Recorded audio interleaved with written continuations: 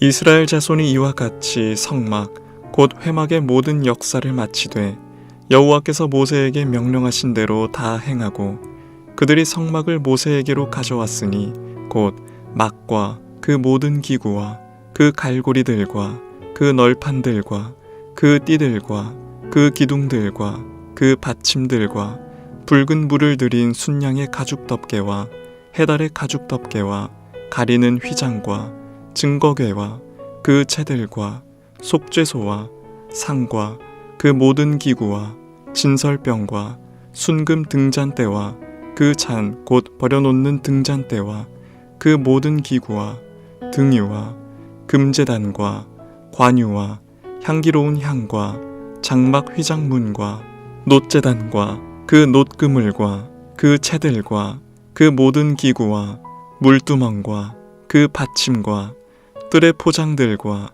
그 기둥들과 그 받침들과 뜰문의 휘장과 그 줄들과 그 말뚝들과 성막 곧 회막에서 사용할 모든 기구와 성소에서 섬기기 위한 정교한 옷 곧 제사 직분을 행할 때에 입는 제사장 아론의 거룩한 옷과 그의 아들들의 옷이라. 여호와께서 모세에게 명령하신 대로 이스라엘 자손이 모든 역사를 마치매 모세가 그 마친 모든 것을 본즉 여호와께서 명령하신 대로 되었으므로 모세가 그들에게 축복하였더라. 7월 16일 금요 새벽 큐티 시간입니다. 이 시간에는 성막 건축의 완성과 모세의 축복 기도에 대해서 살펴보겠습니다. 이스라엘 백성들은 하나님께서 모세에게 명하신 대로 성막을 건축하는 모든 역사를 마쳤습니다. 본문에는 이 역사적 사실을 3번이나 반복하여 선포하고 있습니다. 이 모든 역사는 기쁨과 자원하는 마음으로 성막 건축에 필요한 예물을 아낌없이 드린 이스라엘 백성들을 시작으로 총괄한 지도자 모세, 또 혼신을 다해 이 역사를 주관한 하나님이 지명하신 부사렐과 오홀리압, 그리고 두 사람의 지휘 아래 성막과 그곳에서 사용될 기구들을 만드는 일에 동참한 지혜로운 사람들과 슬기로운 여인들에 이르기까지 모든 사람들의 헌신으로 이루어졌습니다. 그러니까 성막은 모든 이스라엘 백성들의 참여와 헌신으로 건축되어진 것을 알 수 있습니다. 본문의 내용은 3부분으로 나눌 수가 있는데, 첫째는 32절과 33절 상반절을 보면 성막 건축을 완성한 후에 제작된 성막 기구들을 모세에게 가져오는 내용입니다. 두 번째는 41절까지 완성된 성막 기구들의 목록이 나옵니다.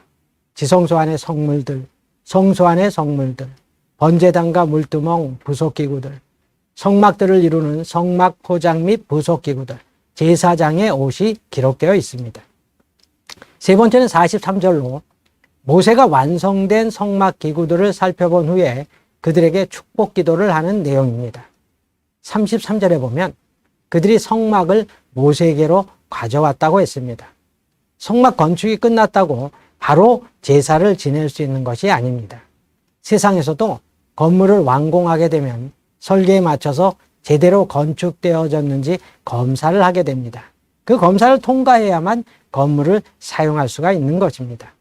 성막도 하나님께서 말씀하신 대로 한치의 오차도 없이 건축되어졌는지 검사해야 되는 것입니다. 성막 검사에 가장 적합한 사람은 지도자 모세입니다. 모세는 시내산에서 하나님의 계시를 받을 때 하늘 성소를 보았을 것이고 하나님으로부터 가장 세밀한 부분에 이르기까지 지시를 받은 유일한 사람이기 때문입니다. 하나님은 모세를 통해서 이 성막의 준공 검사를 행하신 것입니다. 성막에 대한 내용은 하나님께서 모세에게 지시하신 것이 25장부터 31장까지 기록되었고, 실제로 성막이 건축되는 내용이 35장부터 39장까지 나오는데 두 부분은 거의 동일한 내용의 반복이라고 할 수 있습니다. 성막은 하나님의 임재의 처소이며 성막의 실체가 그리스도에게 너무도 중요해서 2번씩이나 성경에 기록된 것입니다. 성막을 건축한 사람들은 하나님께서 명령하신 그대로 성막을 지었습니다. 그것에 대해 32절과 42절, 43절에 걸쳐 3번씩이나 기록되었습니다. 이제 하나님께서 명하신 대로 성막 건축이 완성된 것을 보고 모세는 그들을 향해 축복 기도를 합니다.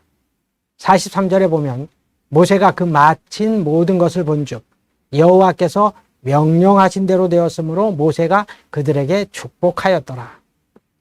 사실 이것은 모세의 축복이 아니라 하나님의 축복입니다. 왜냐하면 모든 것이 하나님이 명하신 대로 되었기 때문입니다. 백성들의 순종에 대한 축복인 것입니다. 우리가 성경을 통해서 배우게 되는 중요한 원리가 있습니다. 그것은 하나님의 말씀에 대한 순종은 축복을 가져오지만 불순종은 저주를 가져온다는 것입니다. 이것을 신학적으로 신명기적 역사관이라고 합니다. 오늘 이스라엘 백성들은 철저한 순종을 하였습니다. 인간의 눈으로 볼 때는 작고 사소하게 보일 수 있는 부분이라도 그들은 정성을 다해서 말뚝과 받침과 갈고리들을 만들었습니다. 하나님께서 설계하신 그대로 조금의 빈틈도 없이 성막을 제작한 것입니다. 하나님께서는 그들의 그러한 순종의 모습을 보시고 모세를 통해 축복하여 주신 것입니다. 우리 역시 신앙생활을 할 때 하나님 말씀에 그대로 순종해야 합니다. 하나님의 일에는 크고 작은 것이 없습니다. 지극히 작은 일이라도 온전히 순종하고 충성할 때 하나님께서 귀하게 보시고 크게 축복해 주십니다.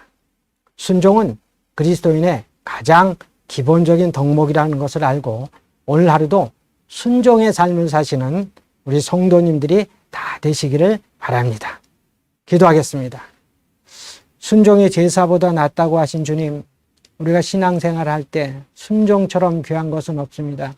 오늘 이스라엘 백성들이 하나님 말씀대로 순종하여 성막을 건축하였을 때 하나님께서 모세를 통해 축복하여 주신 것을 볼 수 있습니다. 우리가 하루하루 신앙생활할 때 순종의 삶을 살게 하시고 순종을 통해서 하나님을 기쁘시게 해드리는 복된 성도들이 다 되게 하여 주시옵소서. 모든 말씀 예수님의 이름으로 기도드리옵나이다. 아멘.